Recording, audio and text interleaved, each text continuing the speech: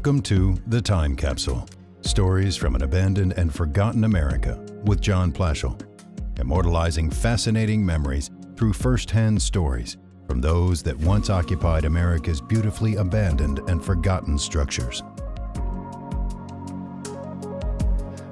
All right, good afternoon, everyone. Welcome to episode 5 of The Time Capsule. This one's going to be a good one, I can promise you that. Let me open up with a few important facts as it relates to our guest today. So many of you have been to the President's Heads Park, at least to the one in Williamsburg, possibly to South Dakota, and maybe even in Houston. As you may or may not know, I am the tour guide down there for the sculptures that are now in the field of Mr. Howard Hankins that once resided in President's Park from the years 2004 until 2010, and it's quite a draw. Others of you may not have been there to visit us, but are well aware of that locale and want to know more about it. So, we try to do what we can to share all the information about President's Park, but it doesn't really all come together until we know about the origin and genesis of where these sculptures came from. And right now, all we have is what we can find on the internet and or the old light box from President's Park that was functional from 2004 and 2010 until today, where we are fortunate to have the sculptor himself willing to participate in a podcast for episode 5. So we can learn a little bit something about David Adickes, the iconic Texan native who is not just a sculptor, but much more than that. As you'll find throughout the course of this podcast, he's a fascinating individual, as you will soon learn, and he is one heck of an artist. So I am beyond elated to be able to have the opportunity to talk to him, and the whole purpose of this episode is to commemorate his offerings to the artistic world, to learn a little bit more about David, and just get a better understanding as to how these sculptures came about and his passion for art. So we have David on the phone now, who is patching in remotely from Texas. And the first thing I'm going to do is welcome him and offer him a belated happy birthday. Mr. Adickes, are you with us? Thank you. Yes, I am. This guy you've been talking about, I want to meet him. Well, first of all, let me say this. I've thoroughly enjoyed our phone conversations to this date. And some of the stories you shared with me have been educational, enlightening, fascinating. And I see that we're developing a quick friendship. I've been the tour guide out on the property for your beautiful works of art in Williamsburg, and although we'll have conversations about them later, about how they are derelict, but they are still wildly popular, and felt a little empty because I haven't had a chance to speak to you. So this is just a wonderful, wonderful opportunity, and if you would allow me to ask you a few questions, I know the crowd obviously is going to be interested in hearing. Yeah, as much as they can about your contributions to the world as it pertains to sculpting and the President's Heads. But in talking to you and learning more about you, man, your background is so much more decorated than that. And we really want to walk away from this podcast with a better understanding of the life of David Adickes. So let's start from the beginning, if you don't mind. And I'm just going to ask you a kind of an open-ended question, and to tell us about yourself specifically, not the artist David Adickes, but just David Adickes. Tell us a little something about where you're from and that sort of thing. I was born in a little East Texas town called Huntsville. Actually, it's quite historic. It's where Sam Houston lived and died. So I sort of grew up on the legend of Sam Houston. I played in the Sam Houston Park. I went to Sam Houston School, et cetera, et cetera, et cetera. But my mother... I was born there because my mother was there, and I wanted to be near her at the time. You know how a baby needs a mother. I would have picked Paris or London or New York or something, but it was her call. I was just there for the ride. But it was a lovely little town to grow up in. 5,000 people was the at the time. In fact, I was 5,037 or something like that, according to the statistics. So graduated from high school there in 48. 43, I'm sorry. And then went to Texas A&M, a military school, for a year.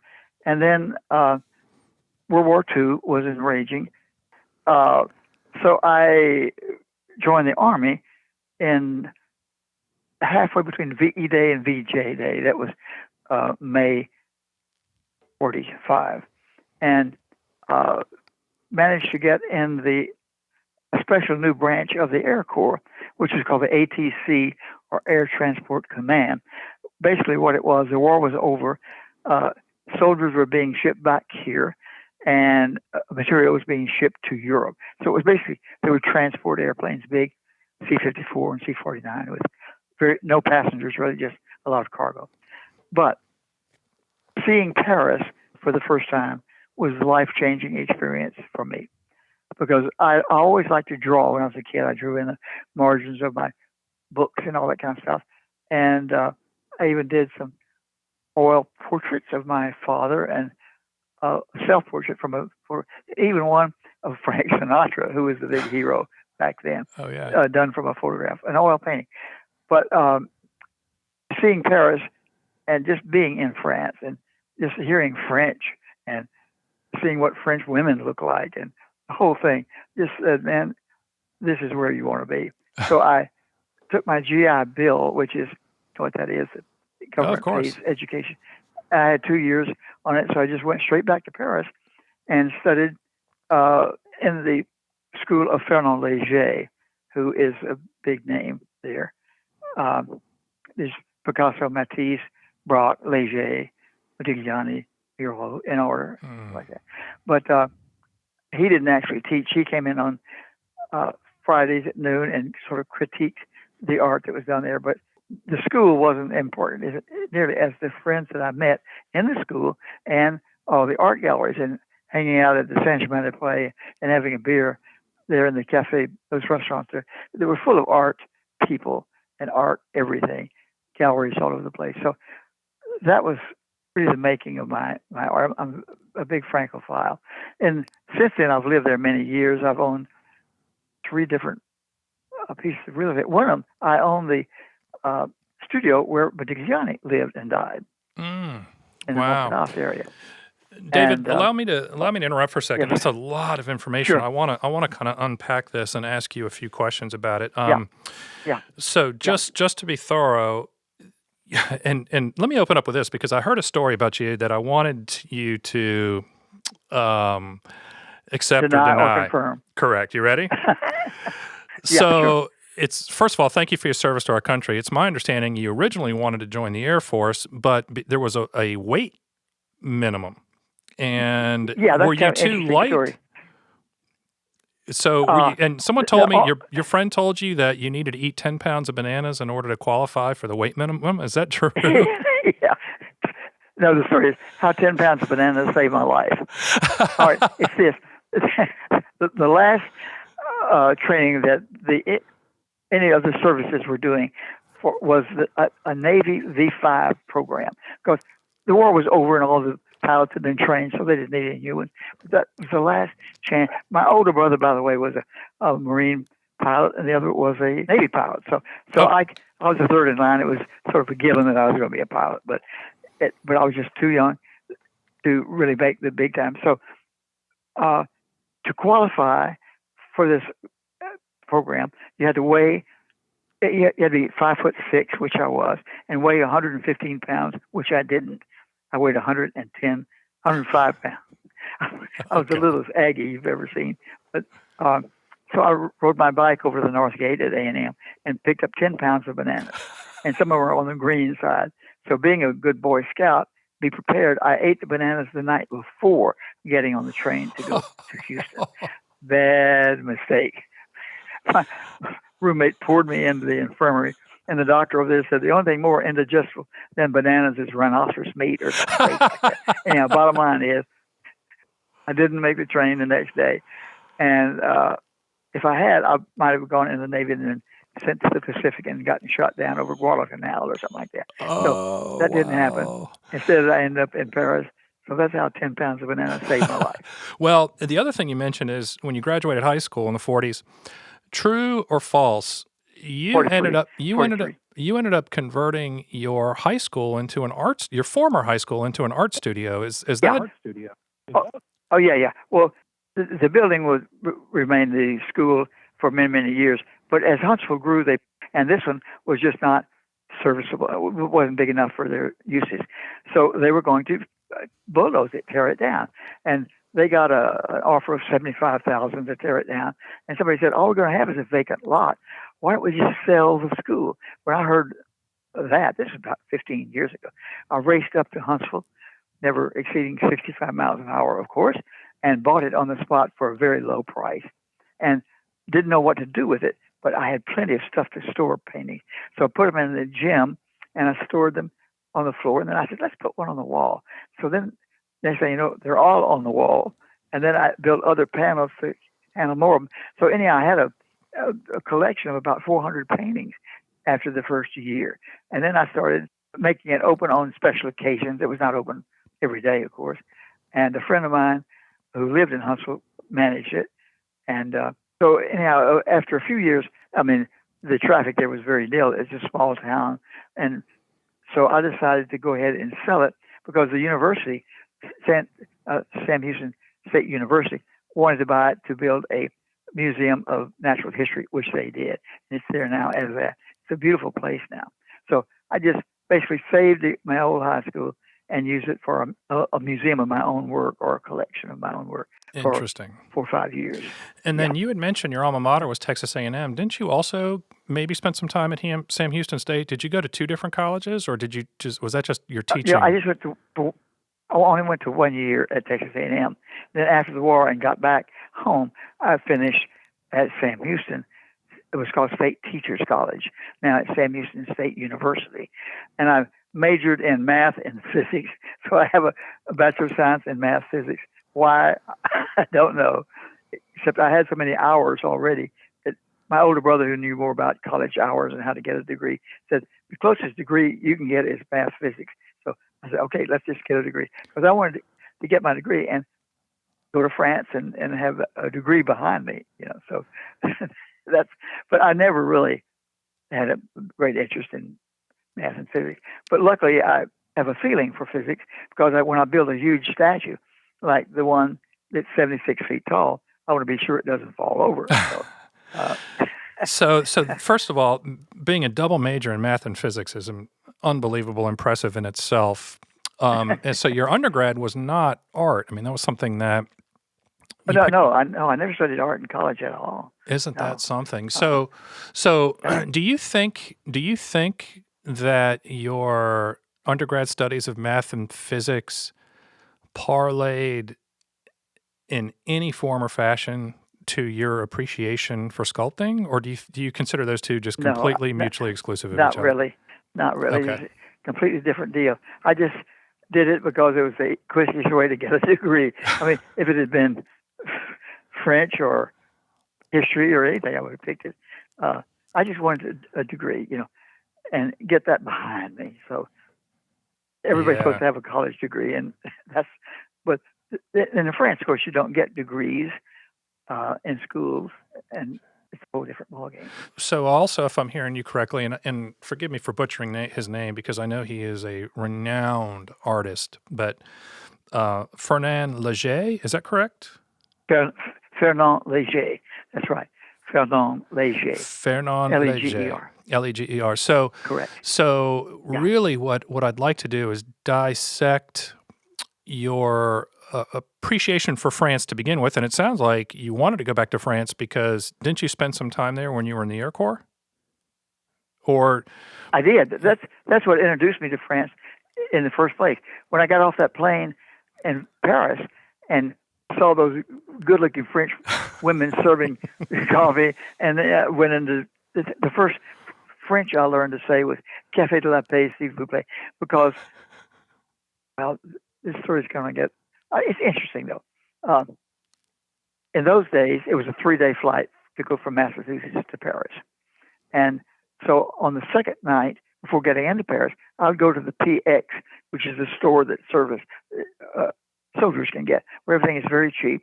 And I would stuff my B4 bag, which is a big green thing that soldiers carry, full of cartons of cigarettes, for which I paid $1 a carton.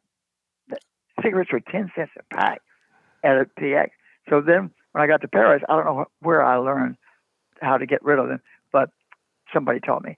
And there was a big cafe called Café de la Paix, which is still there. It's one of the major ones next to the opera. I would walk in, this young soldier with this big green bag full of stuff, and the maitre d' would see me and say, back in my office. So we go back in this office, and he would give me 1,000 old French francs, which was $10 for every carton. So those 50 cartons, which cost me $50, I now had $500 in francs in my pocket.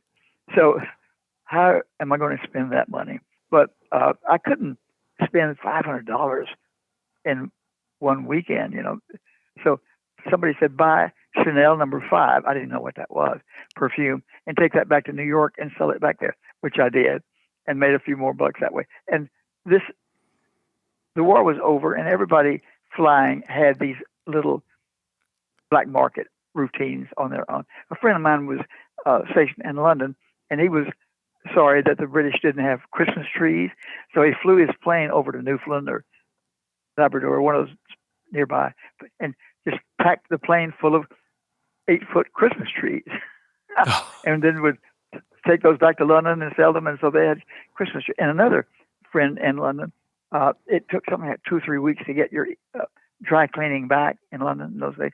So he would pack his plane full of dirty English clothes and bring them back 3 days later. The war was over, and everybody had a little deal like that just to pass the time and have fun. Yeah. So it sounds like at this point you're a jack of all trades. So you've spent some time in the military. Yeah. You've got an appreciation for France. You are graduating college with a double major in math and physics, so clearly very intelligent.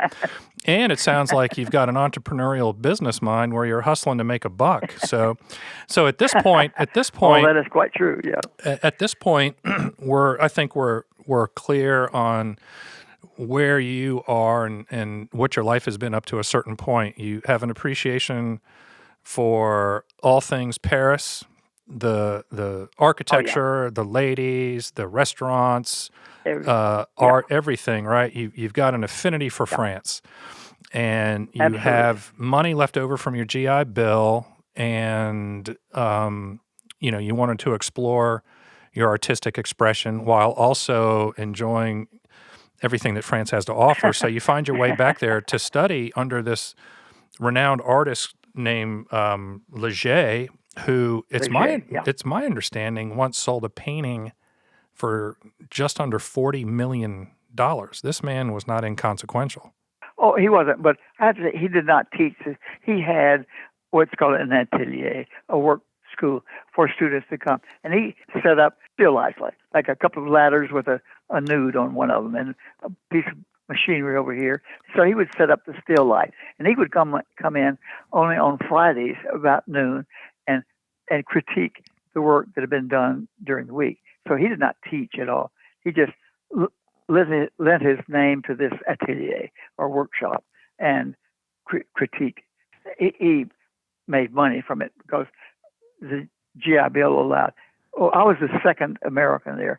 By the time I left, there were something like 30 or 40 Americans in that atelier. Okay. And David, correct me if I'm wrong, but wasn't his art rooted in the abstract movement of cubism? Wasn't yes, it was. A cubism? And I would try to explain cubism to the folks that are listening that don't have an understanding of art, me being one of them, but in preparation for this podcast, I've done a fair amount of research, and the best way for me to explain it, and then I'm going to ask you about it, is it's basically an avant-garde art movement that was pioneered largely by Picasso. And Braque, the two of them, yeah. The two of them. Picasso and Braque.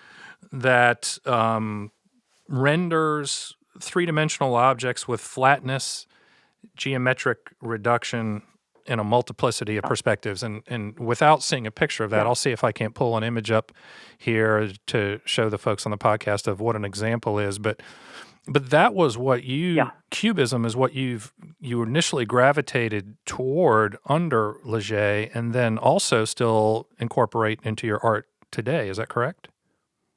That is correct. But by the time I got there, after World War II, Cubism had its long run, and it's gone into more abstract stuff, the popular thing at the time. But Cubism is something that any artist that does it sticks with it. Stuff I'm painting today will have a cubistic element to it. It's a way of taking any scene and flattening. It's hard to describe. I know. But perspective is not an issue. You want it all to be right on the surface, so you can actually almost touch the distance in the foreground. It is hard to explain, but you did some good research. I can tell that. Yeah, I think what I'm going to do is pull some images up of some Cubism art, so our audience can get the best example. Picasso is a perfect example. And if I had to ask, he and Brock. Go ahead. He and Brock, George Brock, who's probably number 2 or Matisse. There's Picasso, Matisse, Brock, Leger, Modigliani, Miro, et cetera, et cetera, et cetera. But Brock and Picasso were good friends, and they had taken separate vacations into the countryside and came back with drawings of the villages that were all kind of planes instead of the regular 3D deal. And they didn't realize, it was almost coincidental, when they had something, I really don't know why, when they came back, their work looked so much alike. But when they saw it, each other, they thought, my God, we're onto something big. So they then worked together and developed it really side by side. In my play, I've written a musical about Picasso. I have Picasso setting up 2 easels with one still life. So the artist is on one side, the other on the other. They can't see what the other is doing, but they're both painting that same still life. And the overhead projectors show just what they're doing. And they're both slicing it up into cubism. And that's almost historically kind of the way it happened. They worked so close together that they basically invented it. I think it was 1911 to 1914, something like that. Wow. And question for you. It's been around ever since. In cubism, so just for the audience to know, you're probably coming into this podcast thinking, wait a second, isn't Mr. Adickes a sculptor? It's very important to understand that sculpting to him came well after his appreciation for painting. He obviously was not a sculptor out of the chute, and that came after the fact, and we're gonna get there. But until that point, I wanted everybody to best understand what an accomplished artist you are when it became, as it pertains to painting. Now, that being said, and we're going to talk about the president's heads in a little bit, but when you talk about geometrical relations and cubism and this sort of thing, flattened 3D renderings, do you think have you ever given any thought that your appreciation for cubism art parlayed into your appreciation for cubism sculpting? So in other words, was the president's heads, does that whole venture just completely independent and arbitrary after you were inspired to create them when you visited Mount Rushmore? Or do you think that your appreciation for Picasso's work and cubism paintings had something to do with, beginning that journey of creating all those heads? Yeah. The first one is more correct. But briefly, the story is that, well, let's get back to this Sam Houston statue, which is you see it from 6 miles away on Interstate 45, the Houston-Dallas interstate. And it's 76 feet tall. It's the tallest statue in the world, to my knowledge, of a real person other than religious figures. Like they're Christs that are taller. And maybe there's something, and was the one in Russia that's a woman that's a lot taller, but it's not a real existing figure. So it's a big one. It's 76 feet tall. And that's my most important work. I believe the one I'm the most proud of, because 10,000 people see it every day driving past it. And it's been used in commercials and all over the place. It's been reproduced many, many, many times. And even in Japan or China, they've made little models of it, the same thing, which are sold at the gift shop in Huntsville. But yeah, that's the big one. And when I was doing Sam Houston's head, which is 10 feet tall from chin to the top of his head, I decided to take off in the summer, and I went up to see a friend in Canada and decided to drive back to see Mount Rushmore, because everybody knows what it is, but I'd never seen it before. And when I saw it, man, I was overwhelmed how the scale of it. But disappointed that I couldn't get closer to it to look in their eyes. You had to look in their eyes with the field glasses or binoculars, So driving back to Houston in the middle of the night in Iowa or Kansas someplace, the idea came into my little brain. Wouldn't it be great to do all the presidents, not 4 of them, but all 41 of them at the time, and not 60 feet, because there are no mountains in Houston, Texas, but say 20 feet. So that came back to doing models, life-size models of each of them, from mid-chest to the top of their head, which is about 2 feet tall, and then trying to find a place to make them. And I bought a real estate thing that was so cheap that nobody yet understands how it was that cheap, in the shadow of downtown Houston. But it was an area of furniture stores that had gone belly up, and so it had a bad reputation. But this nice big building was cheap, so I started building the president's heads there, and then putting them out in the front yard or front space. And tour buses started showing up every day. The city tour bus, that was one of the things you had to see in Houston. So some other entrepreneurs bought property around me and started making art studios. So now there are 400 art studios within 2 square blocks. It's the biggest concentration in the world, I think, geographically. Of course, New York has more, and Paris has more, and all, but in one spot, it's just art studios. 400 of them, if you can believe that. They're, one room deals, one large room. They don't live there. It's where they paint. In Houston? So it's an art center in Houston, Texas, yeah. Wow, okay. Because of doing the president's heads over there. And now it's called the Art Center of Houston. This whole, the museum is elsewhere, but other than the museum, it would be the Art Center of Houston. Now, David, was that, so I probably got it a little bit ahead of myself. We're going to circle back to the president's heads, but there's some really important things I want to chat about real quick before we get there. So shame on me for jumping the gun here, because so we've brought everybody up to speed throughout the 40s. In 1950, you opened the Studio of Contemporary Art in Houston. Is that the same art center that you speak of? Or is that different? 1950? According to maybe I was wrong. It says you opened the Studio of Contemporary Art in Houston in 1950. And then in 1955, apparently you were commissioned for your first large mural, right, at the Houston Club. Is that correct? Was it a mural you painted? Yeah. Oh, it is. It is. It's long gone now. The whole building was destroyed. But yeah, it was a huge mural of Houston as seen from a bird's eye view. It was art, of course. It was all painted by hand, but it wasn't a painting that you would put on the wall. It was just a commission. But getting back about the same time to my sculpture, I had painted a lot of pictures, and one of my collectors of pictures built a brand new building in downtown Houston, which he wanted to call the Lyric Center, and he wanted it to be offices for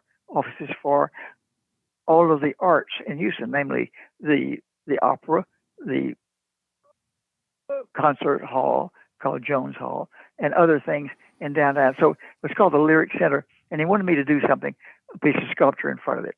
So I did one of a cellist, which is very well known today. Virtuoso, pretty correct? Abstract.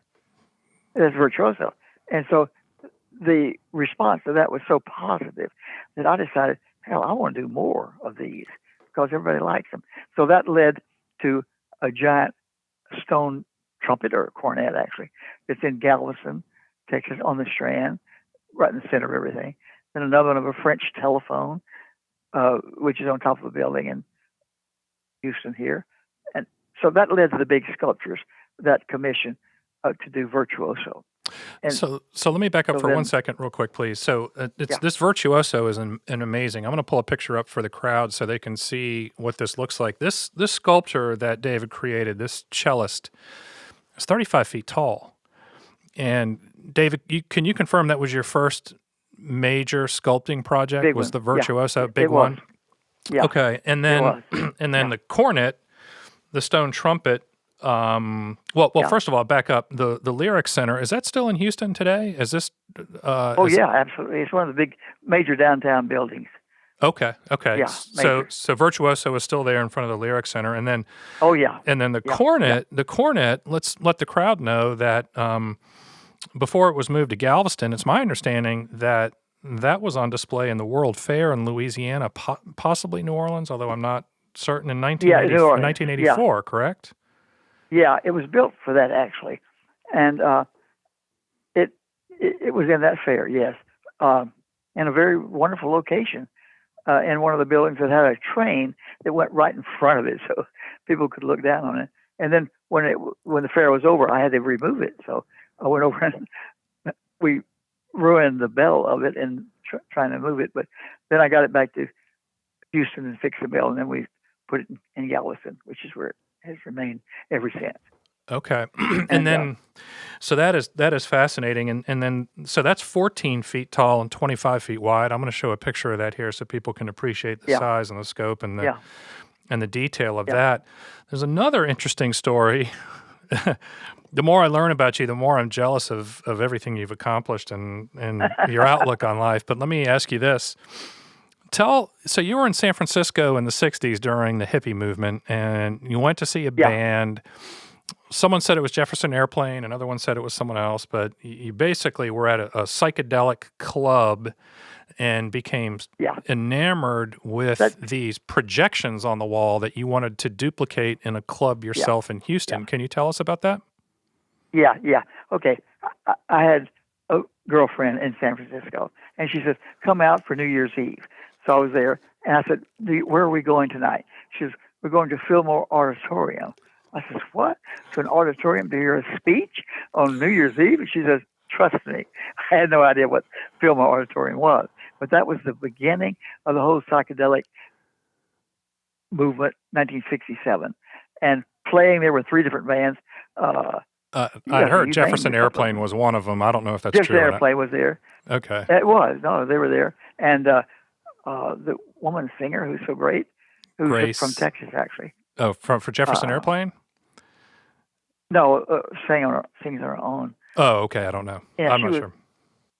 Janis Joplin. Janis Joplin was there? Janis Joplin was there. And Big Brother and the Holding Company was another band that was there. Oh, my. Yeah. So tell us about these projections. Big place. No, well, they were there in person, but the projection, there was a stage where they were performing, but projections were all on the walls all around. And so when by the way, this was New Year's Eve, so everybody it was cold, had a coat. They threw the coat in the corner, and the corner became a pile of coats about 30 feet high. Try to find your coat, But it was packed, so like vertical sardines. But I saw a ladder, steps going up to the balcony in the corner. I worked my way over there and went up there and looked, and I saw 8 guys with 8 projectors, overhead projectors, putting on the wall all sorts of abstract projection. It was just incredibly fascinating. That fit the music. The music was on a stage down below, and there were go-go dancers on pods dancing, and the music and the projections accenting the music in time with the music, if you follow what I'm saying. So, but I was so impressed by that the minute I got back to Houston, I went to Teaching Supply and bought 4 overhead projectors, which didn't exist when I grew up. We had blackboards and chalk, but every new generation knows what overhead projectors are. And figured out how to do those projections and invented a few of my own.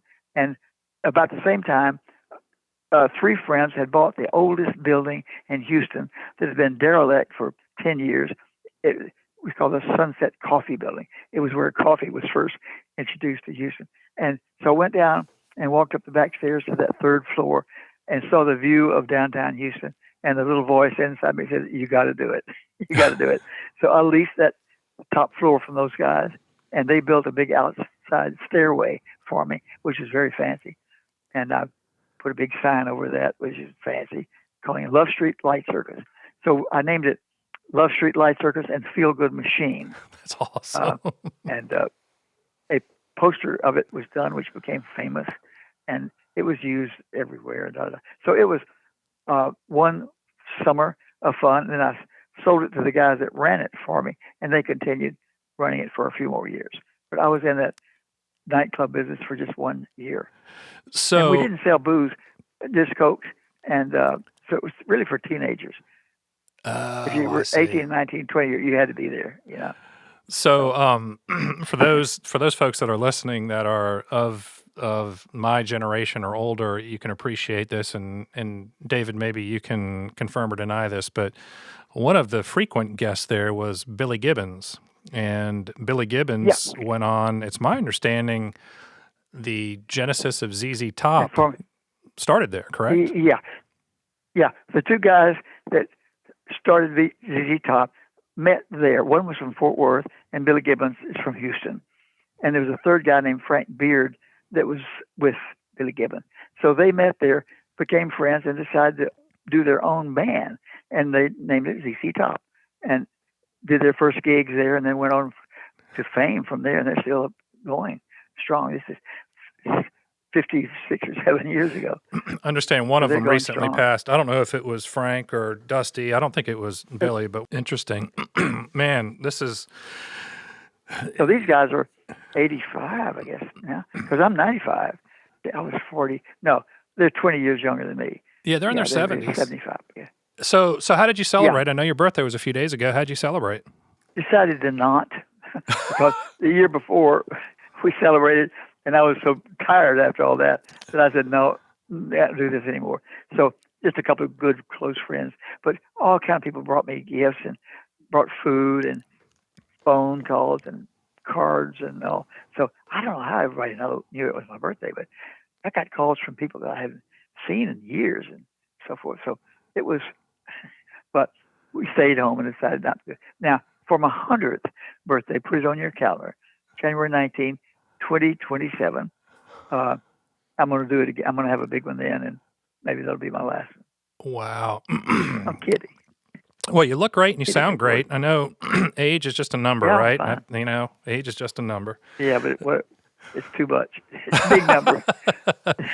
Someone told Woody me... Allen said, I'm not Woody Allen, oh my gosh. Woody Allen said, I'm not afraid of dying. I just don't want to be there when it happens. So. All right, well, let's continue. We're working our way towards the president's heads, but there's a few other things I wanted to mention. What is a tribute to courage? Was that the Sam Houston statue, or was that? Yeah, it is. That was the name that I gave the Sam Houston statue, just to give it a name, because he was featured in John Kennedy. Yeah, John Kennedy wrote a book. Okay. I believe it's called I did not know that. Profiles in Courage. That was Profiles in Courage. And Sam Houston was one of those. So I just named it Tribute to Courage to give it a name rather than Big Sam. But to everybody, he's Big Sam. I don't think many people know the real name. Yeah. So we're not speaking of presidents. Understand you have had a friendship with President Bush Sr. before he was president. Oh yeah. And the Bushes are Houstonians, correct? Aren't they Texan natives? The Bush families. Yeah. So talk to us about. They weren't born here, but they lived there, right? They were born in New England, but they've lived here for years. Yeah. Okay, and I know that you've got a bronze statue of President Bush Sr. that I believe, correct me if I'm wrong, still sits at the Houston airport. Is that correct? It is. It's Terminal C of the Bush Intercontinental Airport. Okay, which is the Houston airport. Yeah. And so you met him before his presidency, and either Bush Sr. or Bush Jr. invited you to spend the night in the White House when they were an incumbent, correct? Yeah, it was Bush Sr. I've only met Bush Jr. just for a shake hand, so I don't know him well. But I knew Bush Sr., first of all, he came to a gallery several years before that and liked my painting, and I offered him a painting. He says, please take this. It's my gift, which he did. And he was very proud of.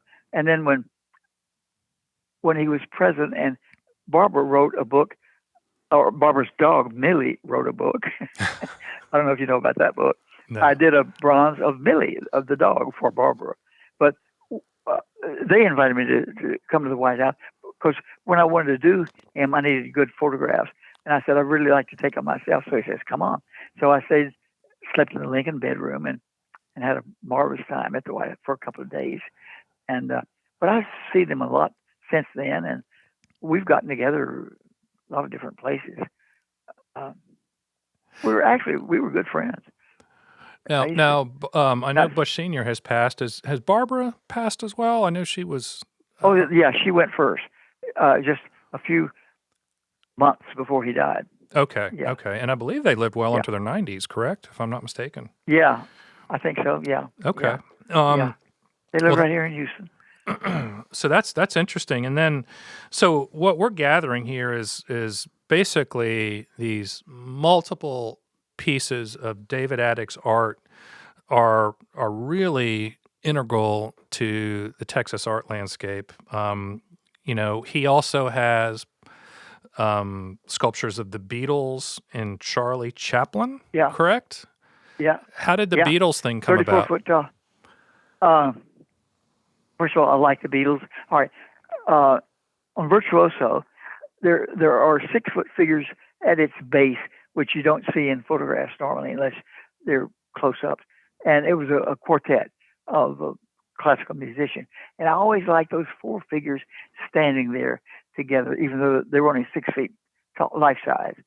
The violinist, the flutist, a cellist. No, the cello. 4 musicians. And so then I just wanted to do 4 figures together. So I thought, why not the Beatles? Because I like the Beatles and I've done smaller versions of them. So I just did them, and they're pretty abstract, literally. You can tell who they are, but they're anything but realistic faces. And they're cubists. Mm-hmm. In fact, exactly what they are. So this is cubist sculpture. They're a very good example of cubism as sculpture, the Beatles. And they are in a place here in Houston. There's not many people see them. They're sort of on the wrong side of town. But I'm going to put them somewhere else eventually. I just haven't gotten around to it. And what about Charlie Chaplin? How did that come about? Well, when I built the last studio I had, I love Chaplin, by the way. And I knew about him in France. Everybody in France sees Charlie Chaplin films all the time. I never saw one in my life. As a little kid, I might have seen one, but you can't see a Chaplin film here. And he's just not appreciated. But I've always loved him so much that when I built the last big studio, I decided to have free showings of Charlie Chaplin on Saturday mornings at 10 o'clock for kids accompanied by parents. That was the concept. So I did the big statue in front to make that statement. But then once we started building stuff inside, there wasn't room to do this. And it never happened. But that was why I did the Chaplin. Okay. Plus, I just like the looks of him. I like everything about him. I'm gonna pull a picture of this Charlie Chaplin sculpture up right now for the crowd. It's a beautiful work of art. Large. It's very large. Yeah, 34 feet. 34 feet, yeah. And now we're going to move to the president's head. Some of these questions are directly from me, but I've also solicited questions from some folks that visit my Facebook page, John Plaschel Photo. And there's a lot of people out there that are very inquisitive. So some of these questions are from me.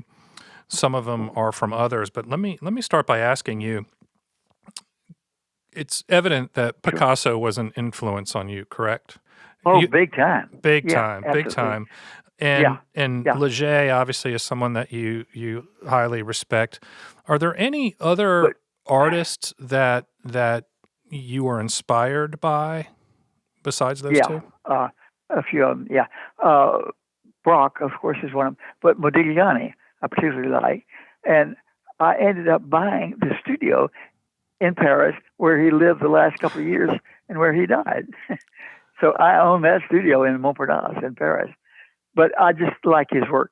I like the well, you know what he looks like, the thinness and the beautiful, the compositions and all. To me, he's just one of the great artists, Modigliani. Oh yeah. So that's interesting. Paul Klee, of course, Rembrandt. I mean, all the biggies I like too, but they didn't influence my work so much as the more contemporary. Yeah. But Picasso would be number one. By far, correct? By far, correct? By far. Okay.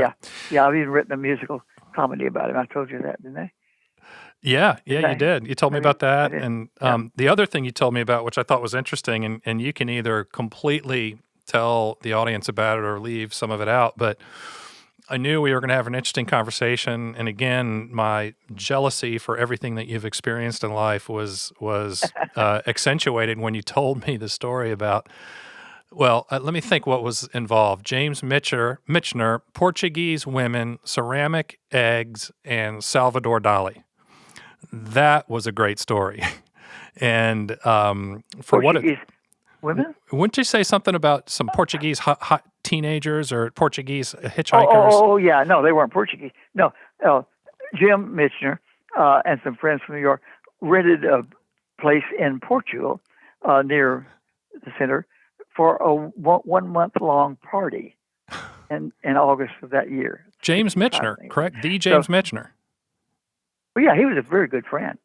He wrote a book about me. You haven't seen that? I haven't. Wow. Okay. Well, it's a nice book. Yeah, he was very well. So much to tell. And in Japan, when I was living there, I had a show right there in Tokyo, and it was reviewed by an American critic.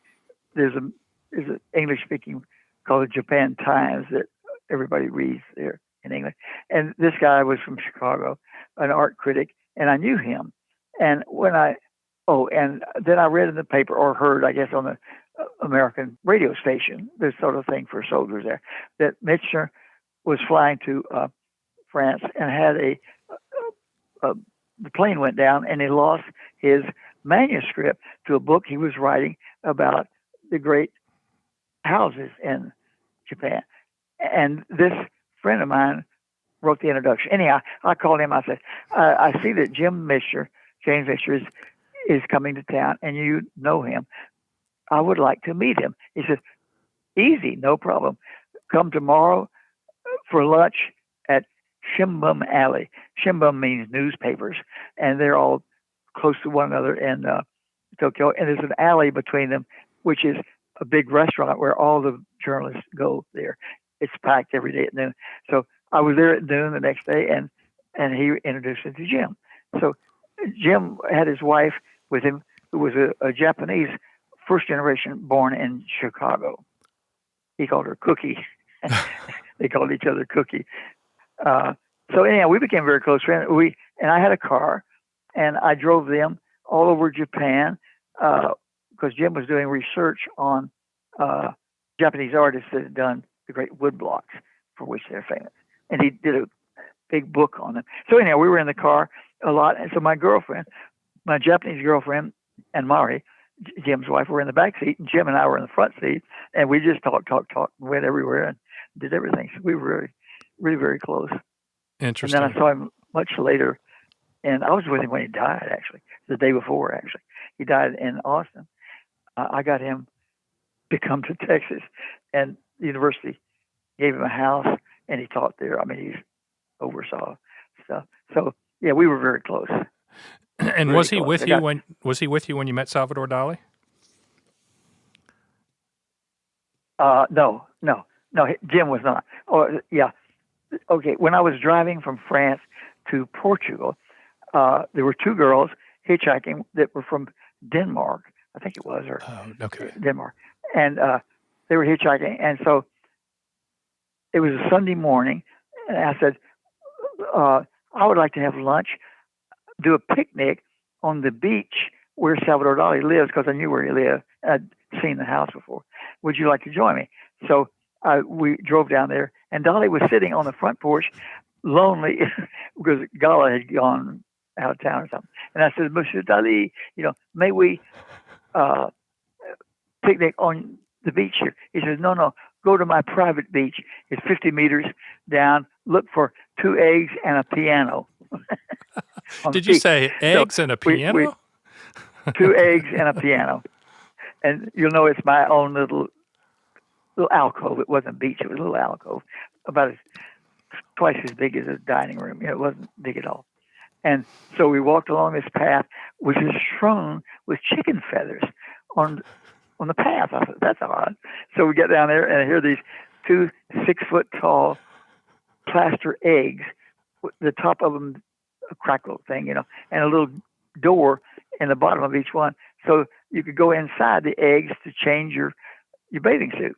So I later saw a film that was done by Orson Welles just days before that visit of mine. It shows the eggs were for him and Gala, his wife, that both claim, or he claims, that he had prenatal conversations with his mother before he was even born, that kind of stuff. And she kind of went along with that. So that's what the eggs are for. This is Orson Welles' idea, the whole thing. And the chicken feathers, as they went down the path, chicken feathers everywhere. So anyhow, it was fun. So, but he had a path on the cliffside. He didn't walk along the ocean. Right directly to the beach was a long wooden stairway, about 15 to 20 feet tall, going down the stairs. So we looked up, and there he was. I'm one of the few people that have seen Salvador Dali's weenie. So there he was with his bathing suit in his hand and a long sort of terry cloth coat that came down about to his crotch. And he was walking down the stairs, and there was a little weenie going by. And he got down and got inside the egg and put on his bathing suit, and then swam with. There was a friend behind him, another guy, and he asked me if I wanted to swim with them. And I said, absolutely. But they had espadrilles, those I used to wear them, of course. Made out of rope. So yep. Yeah, and I didn't. And the bottom of the ocean there was full of urchins. Sticking up. Urchins? Yeah, like, yeah. So I had to swim with my eyes open and not step on one of those. And then he got back in the egg and took off his bathing suit. And it just inspired me. I said, Mr. Dali, will you pose for a photo? He says, yes. See. So and I was hoping he would come out nude, but he didn't. So he came out and did his mustache thing, I am Dalí, that look. And did his long mustache thing, and I took a picture of him. And then he said, do the girls want to pose for a sketch? I said, they didn't speak English. I said, you want to pose? Yes. So the three of us went up to his studio after lunch, a couple of hours later. God, after lunch in Spain means 4 o'clock. And right. So he showed me around his studio, and Gala was there. Gala was out of town. And he was I told him I was an artist too, so he was very proud to show me his invention, which is this. In his big room where he does the big paintings, there's a big one that I've seen since Battle of Tetuan, I think it's called. He cut a hole in the ceiling and a hole in the floor, and he had this little electric pump, so he could pump the whole painting up into the ceiling so he could work on the bottom of it without getting on a scaffold. Then he would pump it down into the floor so he could work on the top of it without getting on a scaffold. So this was a way to paint a big, tall picture without ever leaving the floor. He was very proud of that invention. Well, he should be, but it was kind of a cute idea. Wow. I mean, what an amazing story. I mean, now I feel really boring after hearing that one. Chicken feathers, ceramic eggs, Salvador Dali's weenie, and hitchhiking in Europe. Exactly. Exactly. I got the stories not quite over. Exactly. 1 month later, I was driving back to France, and it was a Saturday night, and there was one girl hitchhiking, an English girl, wore the standard black turtleneck with a bag over her shoulder, type stuff. And so she was going to France, so I picked her up, and I told her the Salvador Dali story I've just told you. And I said, he might not be there, but he might be. Let's go and have a picnic on that beach again. So we did, and he was there in the window, just waiting for somebody to come by. And I said, Monsieur Dalí, we're back. Can we be? So she came to visit him to get her sketch done after the thing was over. And we were up in he had many studios, but up in the big one where the elevator thing was. But next to that was a room that looked like an opium den. It was very dark with skylight and big pillows and very exotic looking. And so he said, I'm going to do a sketch of the Princess of the 1,001 Nights. This is all in French. La Princesse de Mille et Une Nuits. So I said, good. So he comes back about 3 seconds later and says, I changed my mind. I'm doing the Prince of the 1,001 Nights. Come look. So we came in. He'd taken her top off. She was as flat-chested as I am. I mean, she absolutely was flat-chested. So he put a bronze penis in her hand and had her among these pillows. And she looked up at me and said, what's going on here? I said, go with it. Go with it. So she posed for him. And the other two girls, a month before that, he'd given them a big tip. It was about equivalent $80, I think, in pesetas. And so as we were driving up to get the main road, I said, there's a big hotel there next to Dalí's house. I don't know what it's doing there. With a pool and a little coffee pavilion awnings. I said, let's go get a cup of coffee before we hit the road. And you've been very lucky. You can buy me a cup of coffee, because they'd gotten $80 in the tip. And they said, we don't spend our money that way. I said, okay, I'll pay. So we go up and have a cup of coffee. And then we go back up to the road. I'm thinking, these two girls with no sense of humor, no anything. I'm supposed to be driving to Madrid with them. So I let them off at the top of the road. I said, I forgot, are you going to France or to Madrid? They said, we're going to Madrid. Oh, I'm going to France. Sorry. So I just turned around, did a U-turn and passed and waved at them and went by. I wasn't going to drive those girls to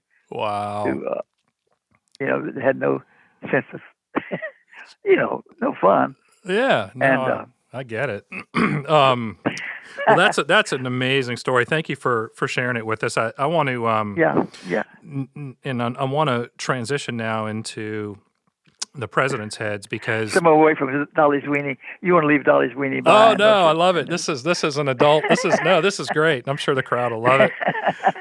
Hey, that's the whole purpose of the podcast, right?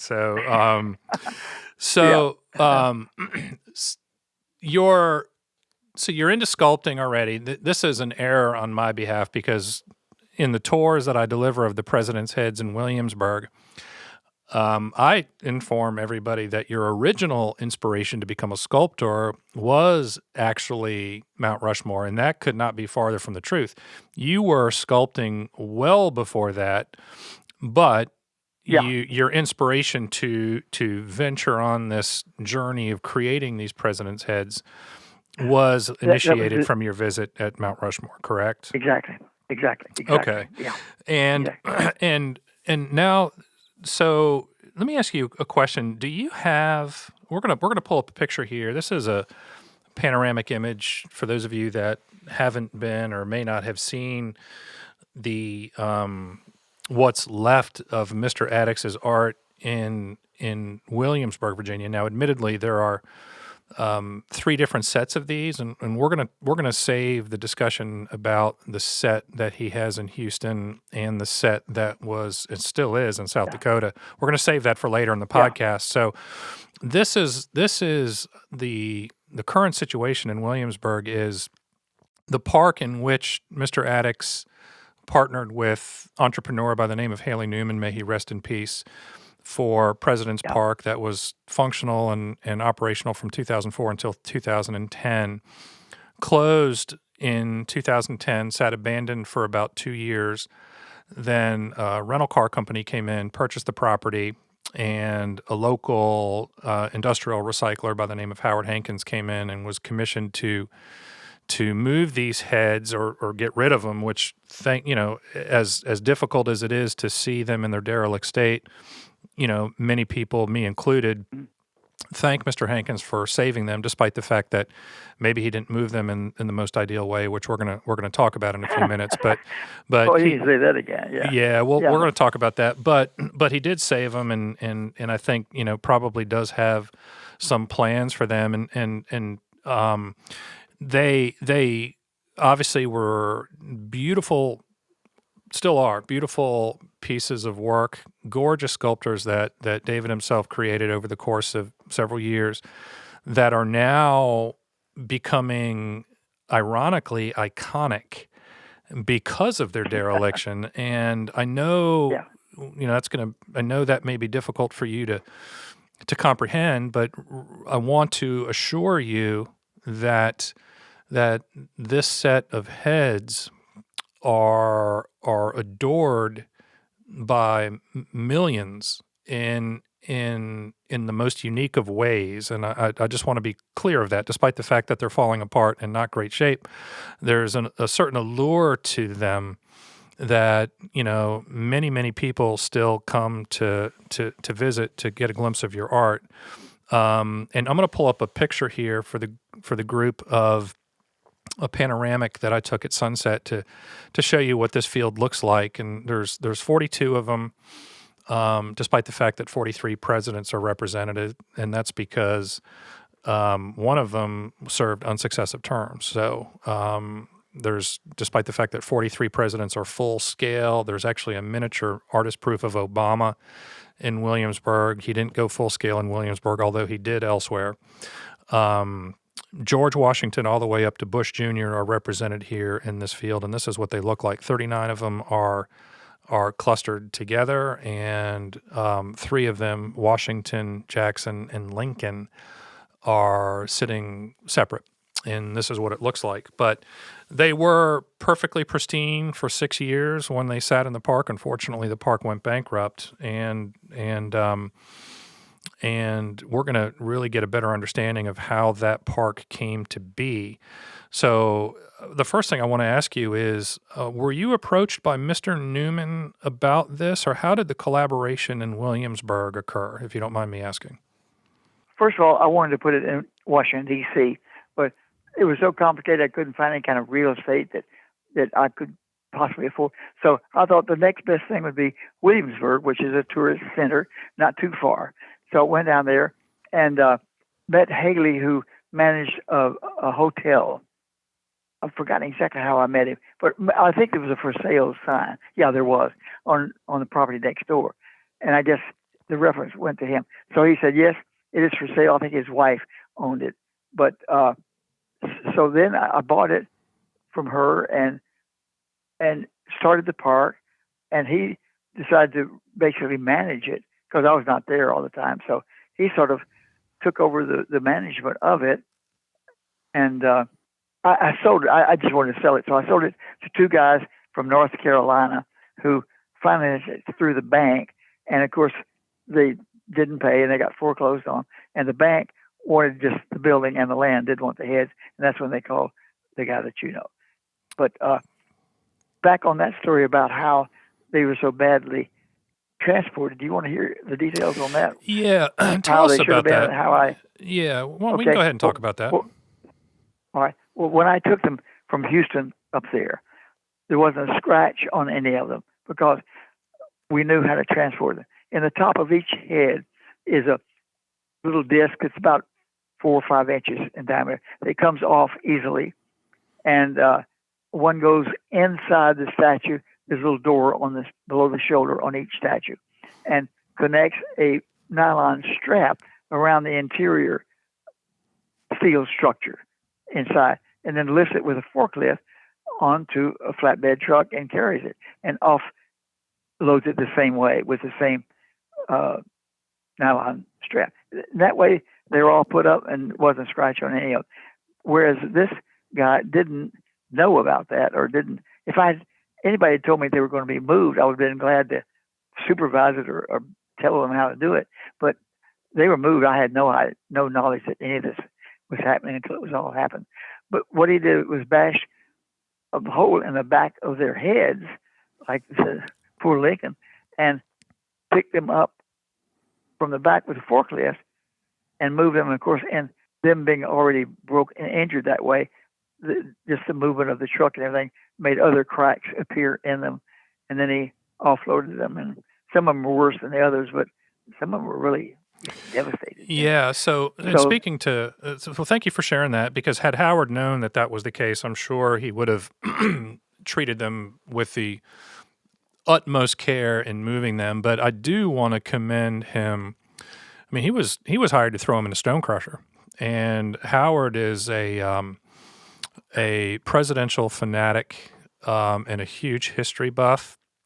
And despite the fact that the hole, ironically, the hole in the back of Lincoln's head was an error. That wasn't intentional. He apparently had fallen backwards when he was being loaded onto the flatbed. But Howard's attempt was to minimize the damage on the tops of their heads. And even though that keyhole already existed, I guess the only way to, in his opinion, to move them, unbeknownst to him, not knowing the keyhole was there, was to kind of create a minimalistic craniotomy, if you will, that would expose that rebar endoskeleton so he could lift them off of their flatbed. So I know that it took him about a month to do, and I really get the feeling that it was not reckless. I know you probably beg to differ when you see the shape that they're in. But no, I don't think it was reckless. I think it was just not knowing how to do it. Yeah. Just, But I can say this, I get it. But ironically, though, David, they are so popular in their current state. well, everybody likes to see a ruined government, you know. Right. Well, there's the most news everybody sticks on is all the bad news. But anyhow, so be it. I mean, it's out of my control now, and it is what it is. Yeah, and I'm going to ask, when we're on the topic, I'm going to ask the crowd to maybe put in the comments section on the video here as to what they see in symbolism in this art. The universal feedback that I get from all of the visitors that come see us in Virginia is that these are highly symbolic, and I think that can be construed in many different ways. So if you're listening, I'd be curious as to hear what your interpretation is of the symbolism of these heads. The question always comes up, David, of do you have a favorite president, and do you have a favorite presidential sculpture? Yeah, I do. Two different questions. Yeah. First of all, 8 of them are about 10 or 15% larger than the rest of them. Mm-hmm. And that was done on purpose. I did a survey, or found a survey of the presidents being given a score, you might say, by various historians, and 8 of them were called the great presidents. 38 or so were called the average president, and 2 of them were the worst presidents. But I didn't make them smaller than the others. Wow. I did the same size. Are you at liberty to say who those were, or would you rather not? Yeah, Grant was one of them. Grant, and the second one was somebody that can't remember. It's forgettable, Okay. Pierce or somebody like that. I'm not sure. But Grant, I remember, was one of them. Yeah. And I can count. Lincoln was always first. Yeah. Lincoln was always number 1. Yeah. So the 7 that you created intentionally to be bigger than the rest, what a neat idea. And I tell the crowd when they come that it wasn't an arbitrary decision, that obviously you had put some homework in to identify them. But the 7 that I count at the current locale are Washington, Jackson, Lincoln, Woodrow Wilson, both Roosevelts, and Thomas Jeffersons. I cannot identify an 8. There's actually 7 that I see. 7. Maybe it is 7. There's 7 of them. Start again. Maybe could there be 8 in South Dakota? Because I know there's 7. There's clearly. Oh, no, it's the same. Okay, it's same the same set. No. Yeah. Okay. Yeah. So do you have a favorite president just in life, or do you have a favorite presidential sculpture? I think they'd both be Lincoln. Yeah. Wow. Yeah, I think it. But I like, art-wise, Jackson is a really good one. It's a good question. Lincoln's a favorite, though, huh? Yeah, I think so. Jefferson. I like them all. Some are better than others, though. FDR is a good one. Kennedy's another. Is a good one. And were all of these busts assembled before they were moved, or was the arrangement made with Mr. Newman and then you assembled them? No, they were assembled here in Houston, and they were disassembled to go on flatbed trucks and drive up there, and then they were assembled on the ground there. The heads were put back on. So the heads came to Williamsburg separately, correct? Say it again? The heads were separate from the rest of the bust were... No, they were on a flatbed truck were two heads and two bodies. Typical flatbed truck. Okay. So we had 20 of them, 20 trucks or so.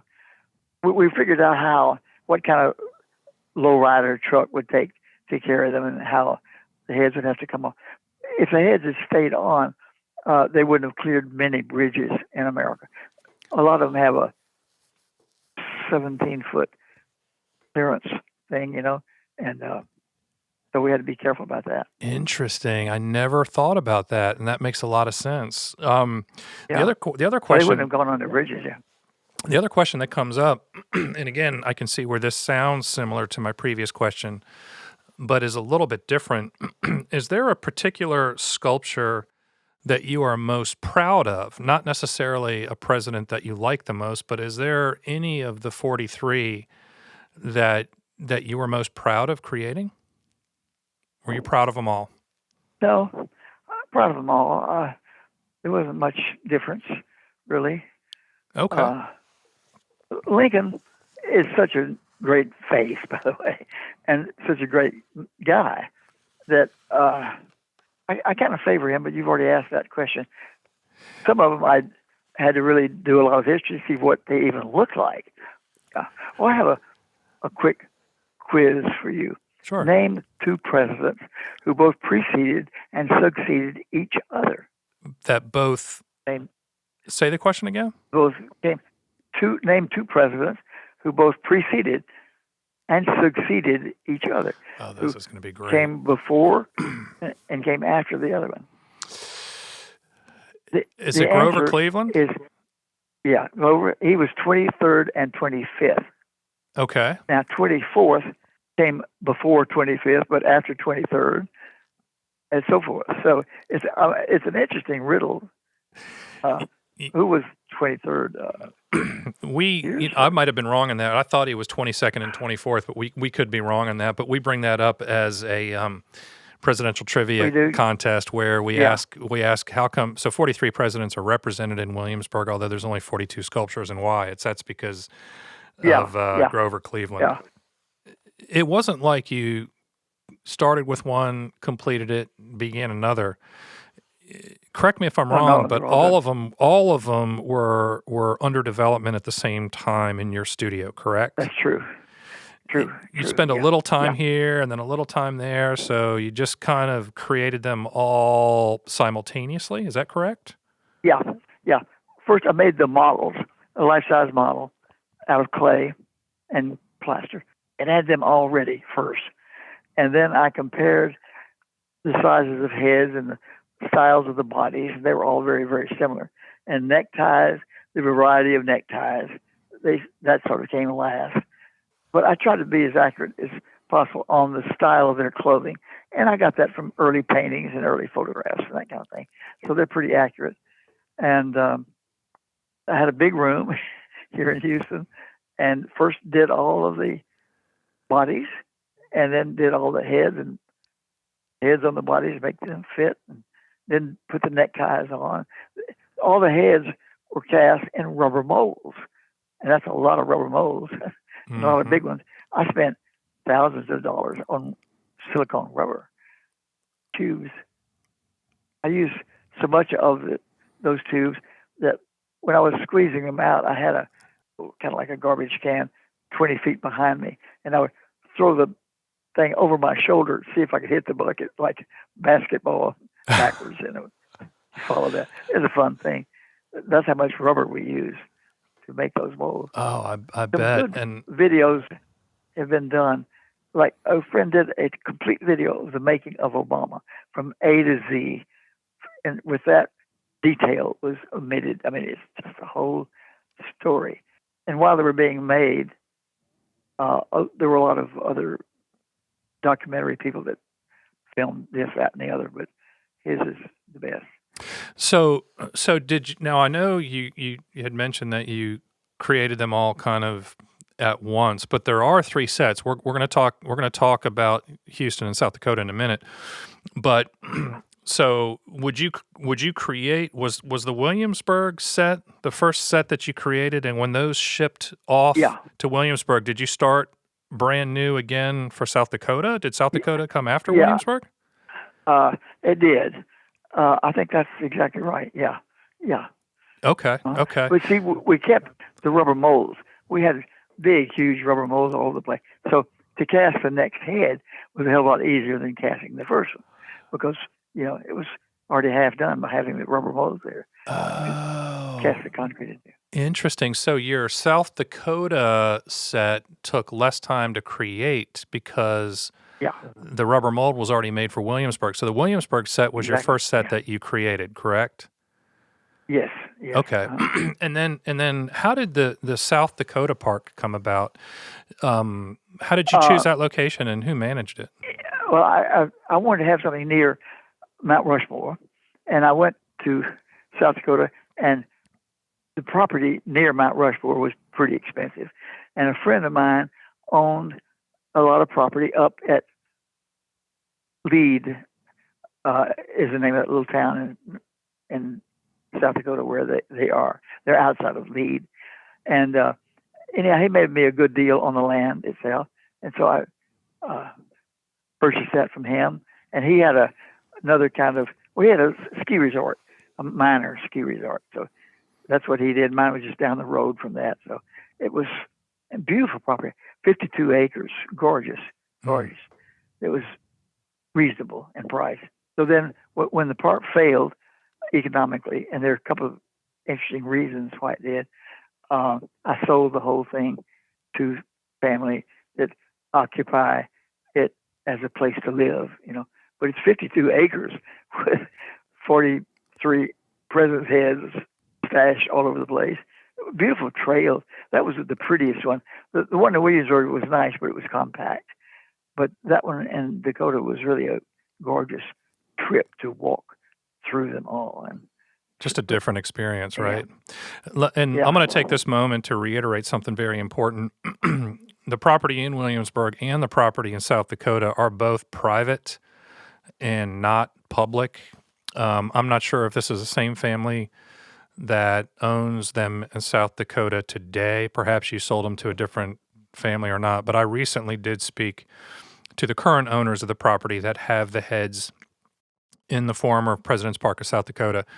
And this is private property, no trespassing. In Williamsburg, it's also not public, but obviously through tours that we generate we'll put the website up later, we do provide access there for tours, and monies from that are going to go into a fund that ultimately is going to go into preserving these heads. We're just not going to let them completely deteriorate, because that would be a complete travesty. So we do have an initiative in place where in Williamsburg you do get access, albeit limited, because the property on which they sit is a functional industrial recycling site. So it's operational and hazardous for pedestrians to just show up. So about once a month we can let people in there. But I don't want people seeing this podcast and all of a sudden thinking that they can drive cross country just to see these things, because that's South Dakota. It's completely off limits.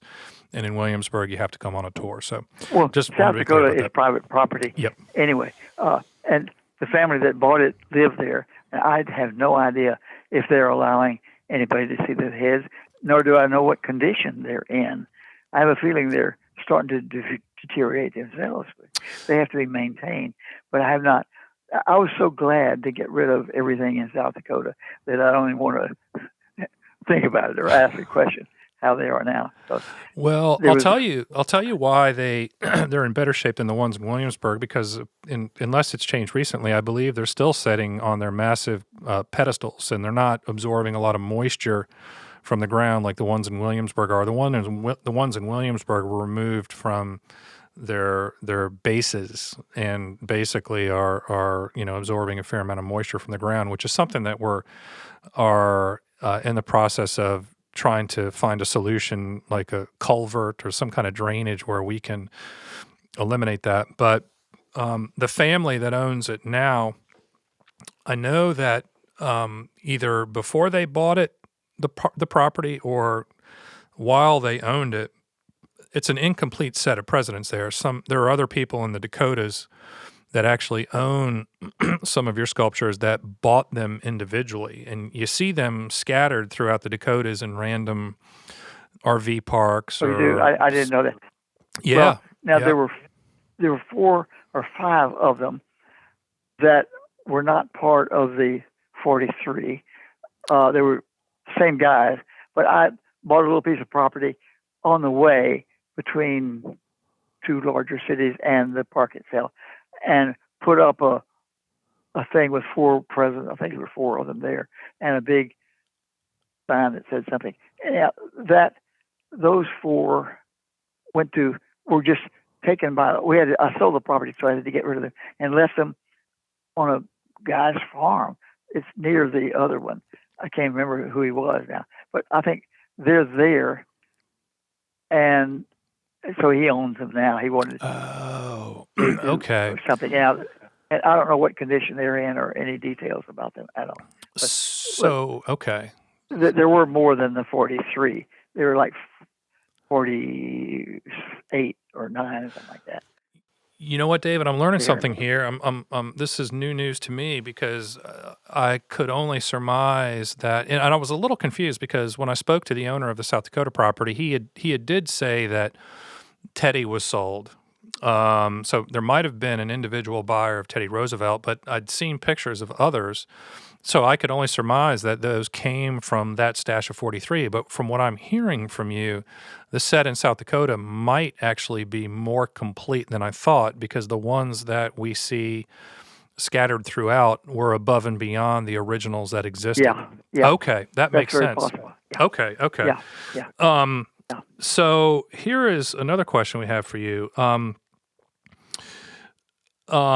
Do you always know you were going to create full multiple sets of the presidents, or did it just start as a passion project to create a few of them that happened to escalate into these beautiful complete sets of art? The original idea was to build one set of them, but I didn't know where they were to go.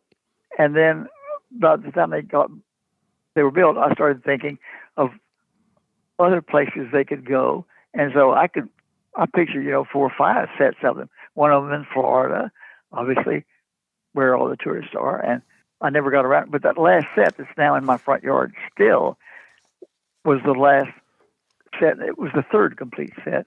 And I told you about where they're supposed to go, haven't I? Yeah, and I'm going to ask you 2 more questions before we bring that up, because I know that's going to be real important for the for the audience to hear. But let me ask you just a few more questions before we close with that question, okay? I love the eyewear that some of the presidents have in Williamsburg.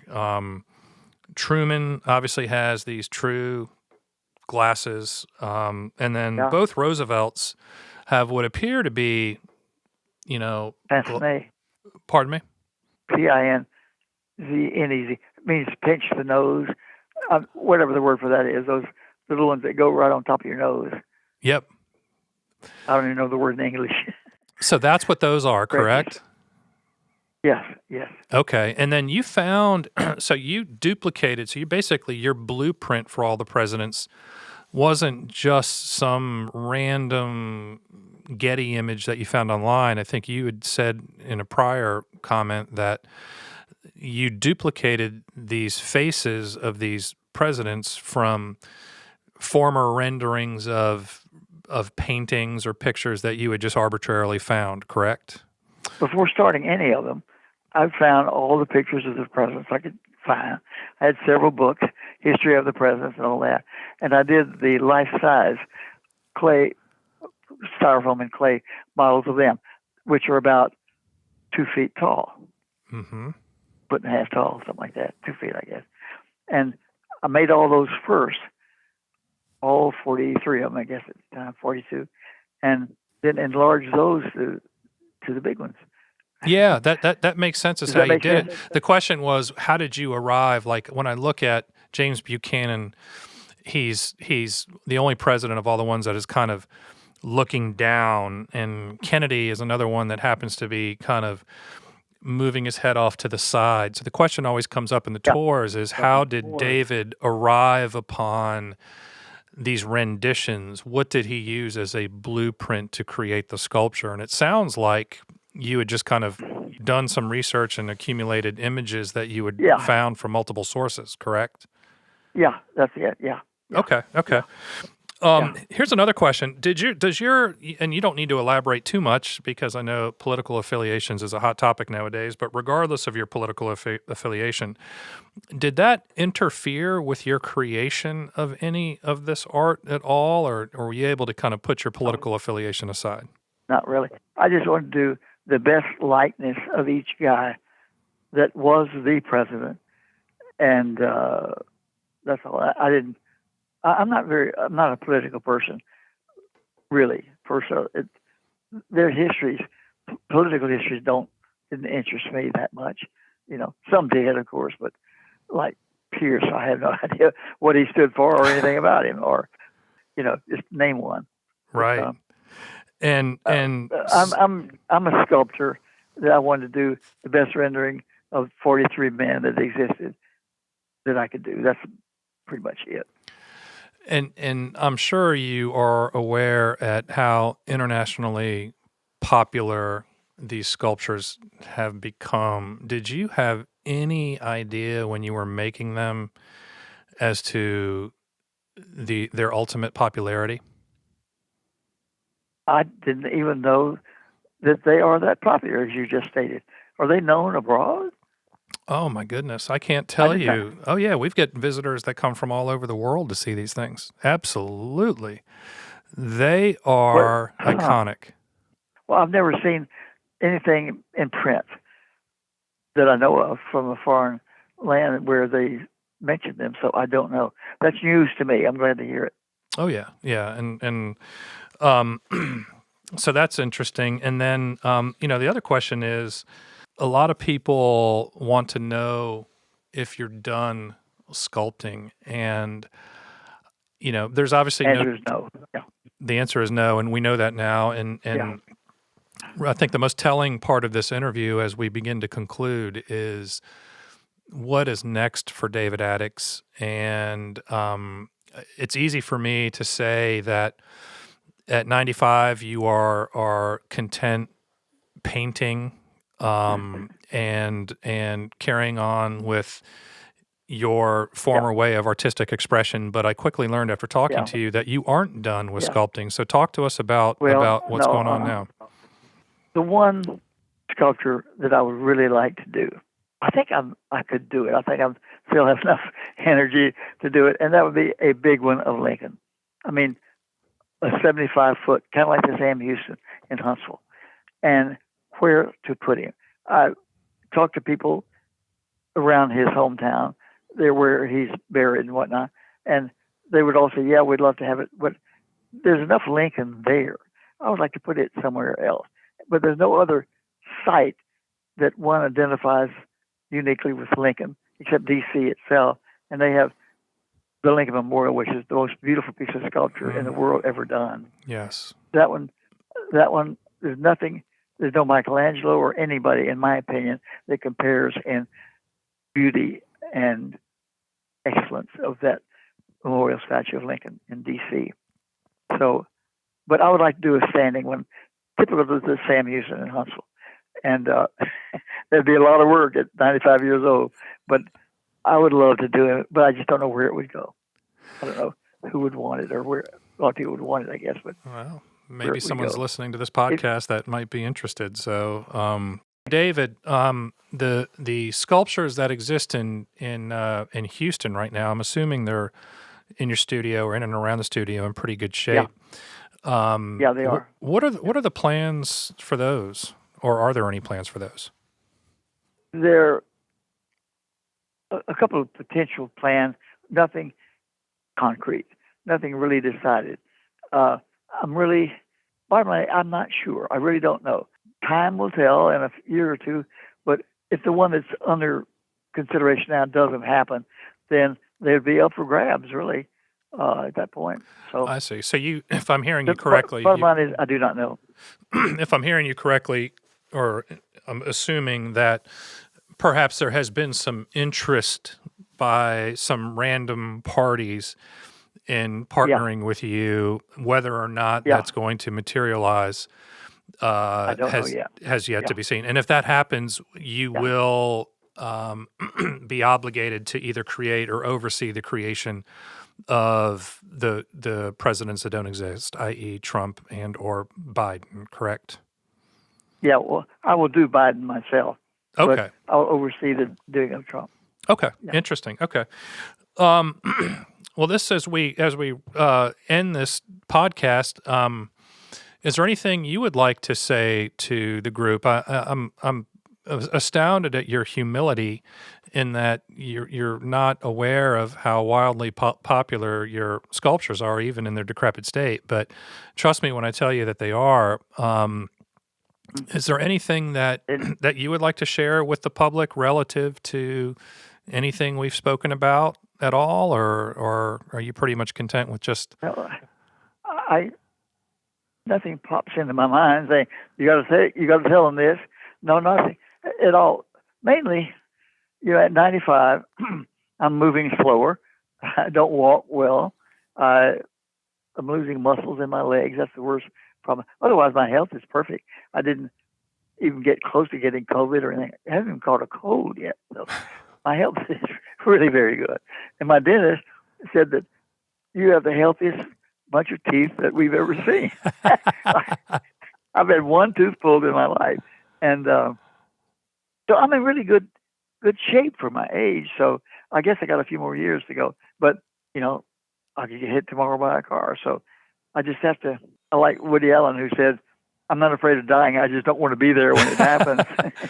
Well, I mean, mortality is something that we all face at some point, and whether you and I exit this planet tomorrow or in 20 years from now or whenever, all we can do is live for the day. And I'll end with this to say that your work is adored by the masses, and you are revered by many, and I am humbled and honored to be able to get to know you, develop a friendship with you, and have this conversation with you. And one very last thought. People say, what is your secret? That you're a happy guy and you seem to be in good shape and all that. My secret is I only do what I want to do. I have to do a lot of stuff that I don't want to do, but I do less now because I can't afford to do exactly what I want to do. Do what makes me happy. Do what makes you happy as much as you can, and that you'll be a happy person. It's not much of a piece of advice, but that's the only thing. I do what I want to do. And that's very meaningful. You're doing a lot of painting nowadays, correct? I paint all the time, yeah. And where can the audience go? Is your art for sale? Yeah, a lot of it's for sale. Actually, I'm opening a new brand. It's not really a gallery. Well, it's kind of a gallery called the Adickes Collection. It's in Houston in a very prominent area where there's a lot of art stuff that'll all be for sale. But my own collection here at my house, a lot of them are not for sale at all. And a lot of them have already been donated to my granddaughters and my daughter, their mother, and a friend, Linda, that you've talked to on the phone. So the four of them will be sharing a lot of my stuff that's here in my house, the major pieces. So and what will happen to them after me, who knows? So for any seriously interested art collectors, there are a lot of them for sale. Yeah. Okay. Yeah. Is there? There'll be 100 on the walls. So you have to come to Houston in order to purchase, or do you have an online? Well, not online, but there's a gallery called Reeves, Reeves, that does sell them online, and they sold a lot of stuff online. But I don't have a website myself that sells them. I should probably establish one, but I just don't have that yet. It's beautiful work. I do paint all the time. Yeah, I've developed a new technique that nobody else has done. That is, you want to hear about it? Yes, please share with us. Okay. I'm looking for a good generic name for them, but they are bas reliefs or three-dimensional pictures that are painted with acrylic paint. And what I will do is I'll take a picture of, say, 3 men or something like that, and I'll do a bas relief in clay. It'll be no thicker than an inch thick. You know what a bas relief is?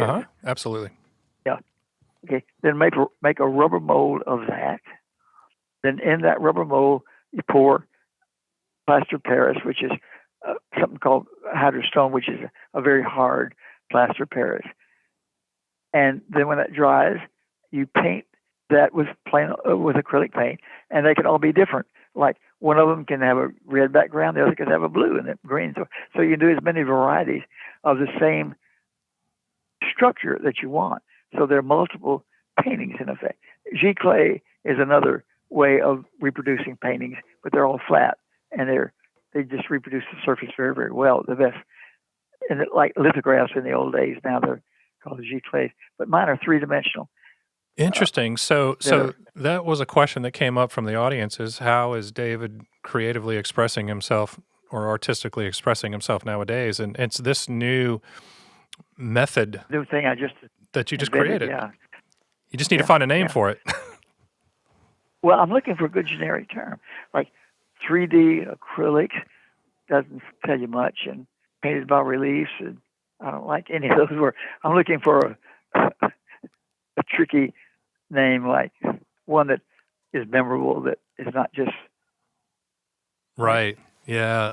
Unfortunately, my creative juices aren't flowing right now, but if I think of anything or anyone on this podcast thinks of something, just mention it in the comments. Maybe anybody in your audience can think of a good title. And I'm gonna close with just sharing something with the audience too, in that this Time Capsule podcast is largely funded from online sales of the printed images from my website, johnplashelphoto.com, which I will go ahead and put below. But these are the types of things, if you can see here, that sell very well from the online. There's George Washington himself in the form of a jigsaw puzzle, and other abandonment puzzles of places in Virginia and the Mid-Atlantic, which are a lot of fun for the audience, and or a coffee table book called A Beautifully Broken Virginia, all of which can be found at johnplashelphoto.com. And it's these types of things that allow me to fund these podcasts with individuals like David. So just wanted to pass that along. And now you know where to go if you're interested in his art as well.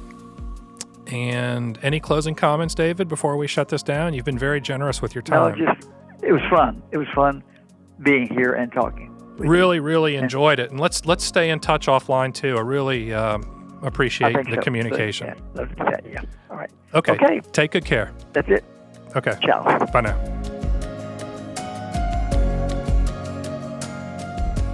Thank you for listening to The Time Capsule, Stories from an Abandoned and Forgotten America with John Plashill. Future episodes can be found on John's website, www.johnplashelphoto.com.